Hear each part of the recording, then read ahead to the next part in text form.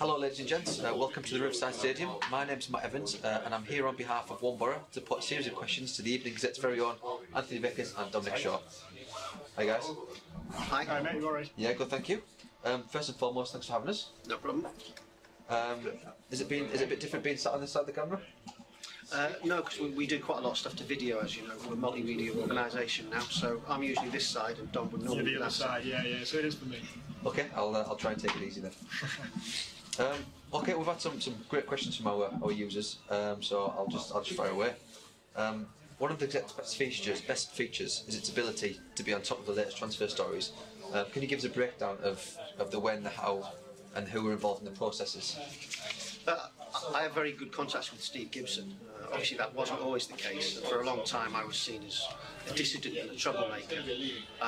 Certainly since relegation, I think the club realised they need the Gazette. It's not a case of Sky TV dominating the media. And we've come to an understanding, and part of that is that basically he will let us know in advance if things are happening, which is good for us because it gives us time to prepare all the background features, the 5 things you didn't know, get the video together. So we're always well aware of what stage it's at, and he will text me or ring me and say it's done, and then we will go live with it. And very often it causes a bit of confusion because the club press office might not confirm that for another day even. But that doesn't really concern us because if it comes from the very top, then obviously that's as good a source as it gets. There have been occasions on transfer deadline window nights when I've been sat exchanging texts with Steve Gibson until well after midnight. The good news for readers is that you can pretty much say that if the Gazette say we understand, then we have a very, very good source indeed. Okay. Down a similar theme, can you explain the role Peter Kenyon plays within the club and how he benefits? Peter Kenyon's a friend of Steve Gibson. He lives in Jersey. They met each other through the social scene. He has no formal role. Peter Kenyon can ring anyone in European football and they'll answer the phone. And that's basically his role. But at some point when we're back in the Premier League, that could open some very important doors. Dom, what areas do you think will strengthen in the summer, and do you think we'll utilise the loan system again? I think Carragher's proved that he's. I think what we've spoken about in the past is he doesn't just buy loan players in for the sake of it. He uses his contacts and gets players in who are going to benefit the system. Next season, maybe a goalkeeper. Dimmy's done a brilliant job. You might well decide, that Dimmy's best years are probably behind him, although he's playing the best football of his career now. I guess the centre forward, the Jordan Rhodes links points to the fact that he might want to strengthen up top as well. Do you think we should call the Steele? I personally do. Yeah, I'd said that right from the off. That I thought he was the best keeper in the club. But he clearly, his face didn't fit for whatever reason. And Dimmy's certainly taking his chances there. Can you tell us about any deals that came close but didn't quite make it to fruition? We had a meet with Steve Gibson very early in the summer and he set out exactly his target list, so we knew who was in the pipeline. The first summer target was David Nugent, and that felt basically his agent was trying to squeeze as much money out of him as possible, whereas that's not how Boro work anymore. They set a value, they set a wage, and it goes from there. The only other one, the right back, Juan Fran, it was Carragher's first choice at right back, but there was a clutch of people that he named, thumbs that scouted, but he was the one he wanted. Okay, Dom's had to shoot off and fulfil his matchday blog duties, so we'll turn our attentions to Vic. What is the best part of being a writer for the Gazette? The best part of being a writer for the Gazette is being a writer for the Gazette. I mean, it's the paper I grew up with.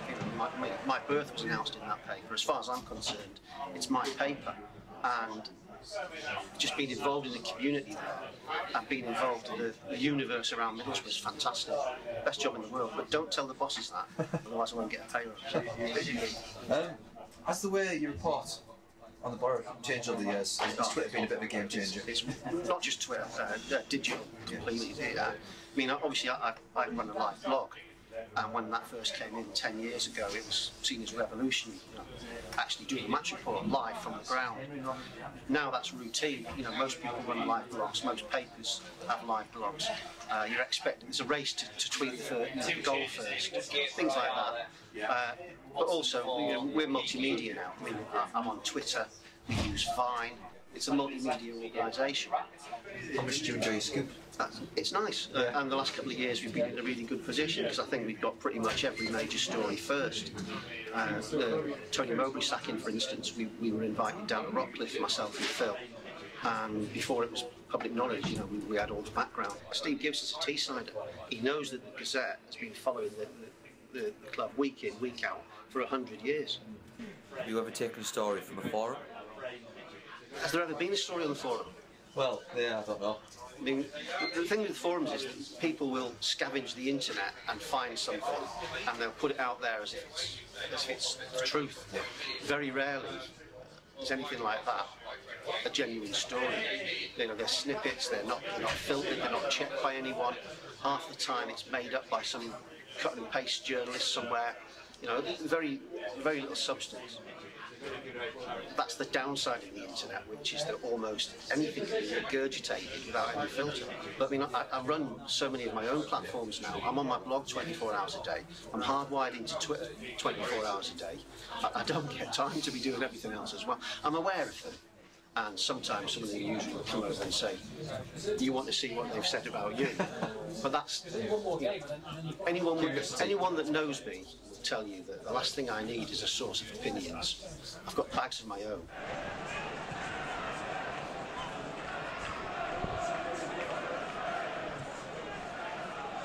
Which regime has been the least cooperative with the media, and who's been the most forthcoming? For me personally, Gordon Strachan, who didn't talk to me. Really? The entire year he was here, grunted once or twice maybe. Although Eric Paler actually got on quite well with Gordon Strachan, so it's horses for courses. It may well have been that the positioning, me and Eric were good cop, bad cop. Eric writes the news, he writes what the manager says. I was writing opinion at a time when things weren't going very well for the club. So obviously he had me earmarked as the one that was savaging him every week, whereas Eric was the nice guy that was trying to put his side. Tony Mowbray was really good with us. Gareth Southgate was really good. Gareth Southgate would talk to you forever. The best in terms of giving us information and news was Brian Robson. Really? Robbo he would trust you implicitly. He told us everything, and that was at a time. That was at a time when a lot of things were happening, and every week we would be linked with a player, and it was true because Robbo had told us that he'd phoned up his agent and he'd been to see him, and he really wanted him.